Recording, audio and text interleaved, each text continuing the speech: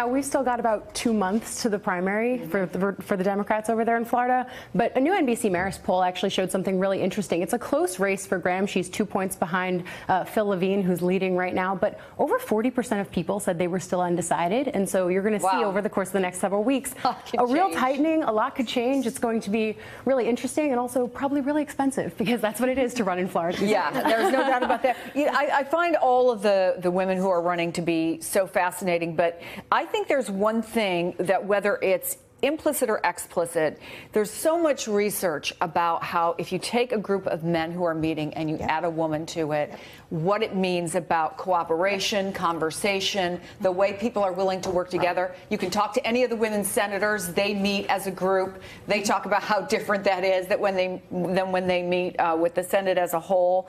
So do you think there's something maybe there, Caitlin, why? It's not just about them running, going out and running, but the response that they seem to be getting, so many of them already having won primaries. Right, and I think what's really important this time is that there seems to be an infrastructure for women to run. I remember talking to women in other campaigns, and the biggest challenge, they would say, is the ability to fundraise. And now, after the Women's March, after everything we've seen over the past year and a half, there are operations in place to help women run for these offices. Right, because in many ways, the RNC, the DNC, they have had a different kind of structure that's been widely criticized by many of these new candidates. This is interesting.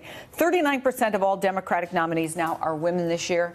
Just 11%, Noel, are Republicans. What does that tell you? Well, first of all, I've got to disclose that I am a fundraiser, and I have found it very easy to raise money for some of the female candidates. More so this year than before? You better believe it. And let me tell you something. I have got Elizabeth Heng, who's running for Congress, trying to knock off an incumbent down in California. And I've got a female gubernatorial candidate in Hawaii, Andrea Topolo, that we're looking to flip that state in Hawaii from blue to red. So, and these women, one of the things I've noticed, and they're under 40 too, which play to your stats. One of the things I've noticed, and which is really great, is the ability to raise more money with these women. They're energetic, they're passionate about their cause, and a lot of people, a lot of my donors want to see a female candidate. They really want to get on board. So there's a pink wave coming. Forget the blue wave, forget the red wave. There is a pink wave that people better be looking at. Watch out, world. It's going to change things big time. What a great story, Hallie. She's fierce, you know. She's fierce. She's getting in there. Like this is the time. She's got the pulse.